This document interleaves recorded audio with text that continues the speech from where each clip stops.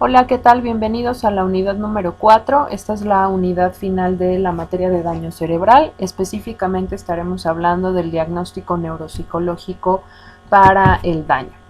Es importante recordar que la neuropsicología se basa en el análisis sistemático de alteraciones conductuales y cognitivas que se asocian a trastornos en la actividad cerebral. Estos pueden estar provocados por enfermedades, daños, modificaciones a partir de infecciones, a partir de aspectos de tipo biológico. Si tenemos esto presente, entenderemos que el problema del diagnóstico neuropsicológico implica tomar en cuenta algunos aspectos que Luria ya señalaba en 1970 y decía que es importante delimitar cuando existe una lesión cerebral específicamente en dónde se encuentra esta lesión para poder desarrollar métodos de diagnóstico tempranos y a partir de la localización precisa poder tratar esta alteración de forma oportuna. Otra de las cosas que pedía que consideráramos era que la investigación aporta un análisis factorial que conduce a un mejor entendimiento de los componentes de las funciones psicológicas que están integradas dentro de las funciones cerebrales. Por lo tanto, para la neuropsicología será muy importante en cuestiones de elaborar un diagnóstico no solo conocer las características de la lesión, sino hacer una investigación a profundidad referente a las características de los síntomas que presenta el paciente en correlación con las investigaciones realizadas al respecto de este tipo de daño. Ya veíamos que algunos conceptos que se relacionan con la neuropsicología, está la neuropsicología clínica experimental, lo veíamos en algunas otras de sus materias de neuropsicología, donde aquí entendemos a la neuropsicología como esta disciplina que nos permite aportar elementos importantes de conocimiento en términos de un control sobre algunas de las variables a partir de la evaluación de estudios de caso. Por lo tanto, muchas veces el conocer estos estudios de caso también nos permitirá adentrarnos a el diseño de un tratamiento para la rehabilitación. Es importante también reconocer que el funcionamiento del sistema nervioso central requiere de formas específicas de evaluación e intervención, ya que a pesar de conocer los estudios de caso y de estar alertas a las investigaciones que se realizan con respecto al daño, siempre será importante entender que el individuo es único y que hay que apegar los tratamientos y las formas de evaluación específicamente a las necesidades de este paciente. La psicología como ciencia se ha trabajado desde dos enfoques: un abordaje científico-natural que se centra en el análisis y la explicación de procesos psicofisiológicos más elementales, y los fenómenos humanos complejos de la vida consciente.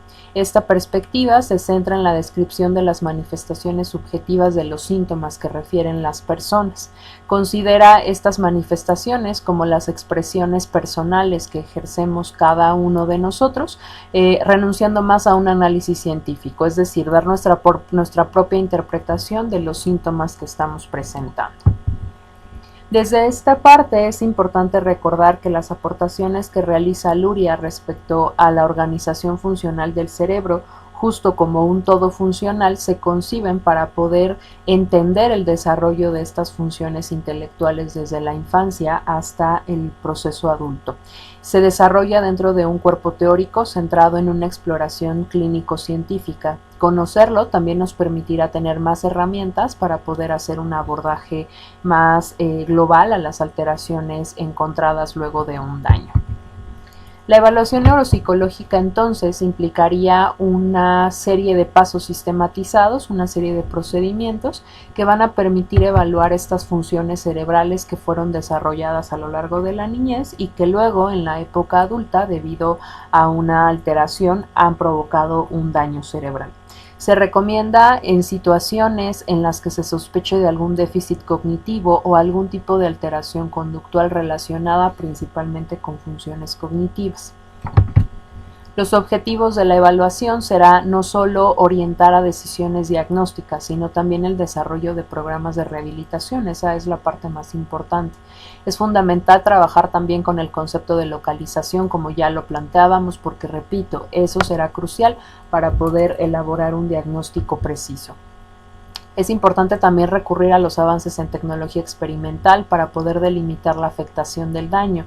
En cuanto a los avances de tecnología, me refiero a estudios, recurrir a estudios de electroimagen, de electroactividad y de imagen cerebral para poder determinar con mayor precisión la localización del daño. Algunos aspectos que hay que considerar en la evaluación son aspectos de tipo cualitativo, cuantitativo y reportes conductuales realizados tanto hacia el paciente como hacia los familiares. Los aspectos cuantitativos están dados ya por las pruebas neuropsicológicas que se emplean. Los elementos cualitativos es la interpretación que ejerce el neuropsicólogo sobre el comportamiento del paciente durante la valoración, y los reportes conductuales son, como mencionaba al inicio, el reporte sintomatológico tanto del paciente como de los familiares que se encuentran cuidando o haciéndose cargo del paciente.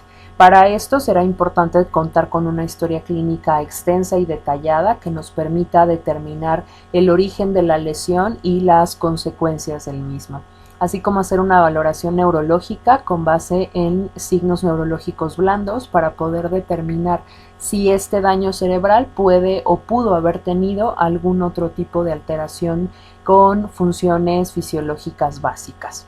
Esto nos daría entonces una evaluación neuropsicológica global de las funciones del paciente. Algunos procesos que tenemos que considerar, dados justo en el orden en el que muestro en la diapositiva, es una entrevista inicial donde primero conozcamos al paciente y los familiares, conozcamos al respecto de sus propias interpretaciones sobre lo sucedido, sobre los efectos que este daño ha producido en la vida cotidiana. Luego, con base en esa entrevista, elaborar una serie de hipótesis que nos permitan hacer una evaluación formal ya del daño, entendiendo que la hipótesis nos llevará a poder hacer una valoración más precisa. Luego, hacer una formulación del programa de rehabilitación con base en los resultados obtenidos en las pruebas aplicadas, y finalmente hacer valoraciones periódicas luego de la intervención para poder detectar la efectividad del tratamiento. Los niveles de interpretación de las pruebas neuropsicológicas entonces serán cruciales para poder desarrollar un programa de rehabilitación. En este caso tendremos 4 niveles: el psicométrico, que nos va a dar los resultados obtenidos en las pruebas con base en criterios estadísticos; la parte cognitiva, que implica interpretar los déficits tratando de discernir qué funciones cognitivas se encuentran implicadas en cada caso, y es a partir del cual podremos darnos una idea más precisa de cuál es el tratamiento a seguir. Neurofuncional, que trata de relacionar los resultados obtenidos con las áreas cerebrales que han sufrido el daño, permitiéndonos una hipótesis del origen también de la afectación. Y finalmente una interpretación ecológica, que extrapola y pondera los resultados obtenidos con base en las circunstancias de cada sujeto. Les mencionaba también al inicio de la presentación que será muy importante reconocer las particularidades de cada paciente. No somos todos iguales y las necesidades que tenemos en nuestra vida cotidiana son todas distintas. Por lo tanto, esta parte de la interpretación ecológica es muy importante para el paciente con daño cerebral, ya que será importante impactar sobre todo en las habilidades de la vida cotidiana.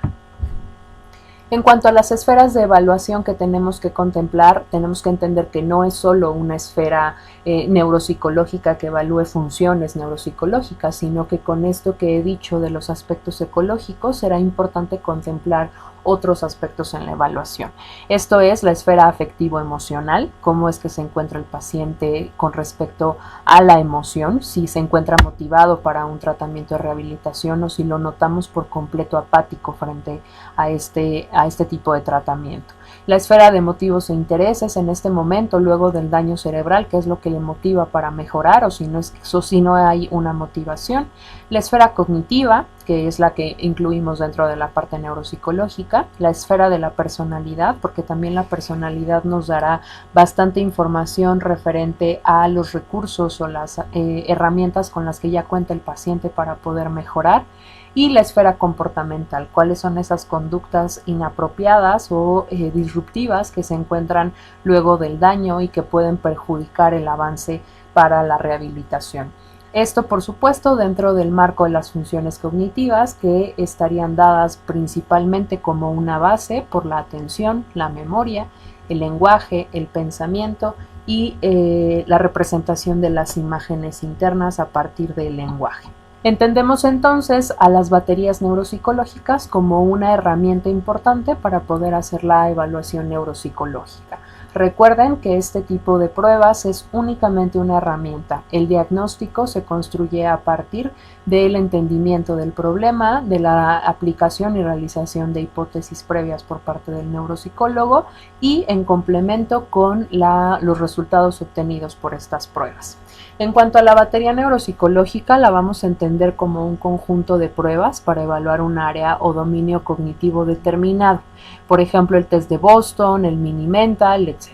Y lo veremos también como una colección de tareas de diversos dominios cognitivos que pueden incluir diversos test o subtest psicométricos. En este caso ya tendremos varios subtest, es decir, que dentro de la evaluación de un dominio podremos tener subdominios que nos permitirán ahondar mucho más en esta función. Algunos ejemplos de este tipo de pruebas es la batería de Luria-Nebraska, el Neuropsy Atención y Memoria, que también se puede hacer una batería con algunas subescalas de otras pruebas, ¿no? En este caso tendremos que entender que la batería neuropsicológica no siempre está construida. Muchas veces nosotros durante el diagnóstico podemos desarrollarla ocupando otras tareas o otras pruebas de algunas otras pruebas psicológicas. Les pongo aquí un ejemplo. Tenemos el test de Barcelona, que es un programa de exploración neuropsicológica que nos permite tener un mapeo más general de las funciones. La evaluación de afasias, de diagnóstico de afasias, el test de Boston, que nos permite ser un poco más precisos con la evaluación de estas alteraciones. Algunas pruebas específicas de tamizaje o de screening, que son la prueba de mini mental, que únicamente da un mapeo general. Y las funciones cognitivas que están dadas por las escalas Wechsler, que nos permiten conocer algunos elementos en cuanto a la resolución de problemas, dado por la organización perceptual, la velocidad de procesamiento, la comprensión verbal y la memoria de trabajo. Y pruebas, por ejemplo, de rendimiento neuropsicológico, que son pruebas que se ocupan para las valoraciones siguientes luego de iniciado el tratamiento, que puede ser la batería neuropsicológica de Luria-Nebraska. Como nos damos cuenta, tenemos una gran cantidad de acervo de pruebas que podemos recurrir. Sin embargo, es importante que recuerden que lo más importante en un diagnóstico neuropsicológico es la aportación que hace el neuropsicólogo desde los conocimientos teóricos y prácticos para poder darle sentido a los resultados que se obtienen en cada una de las pruebas, entendiendo que una prueba no hace un diagnóstico. El diagnóstico es construido por el especialista. Con eso concluimos la unidad número 4 de este módulo. Para mí ha sido un placer acompañarlos durante todas estas unidades y me mantengo al tanto de cualquier duda o aclaración.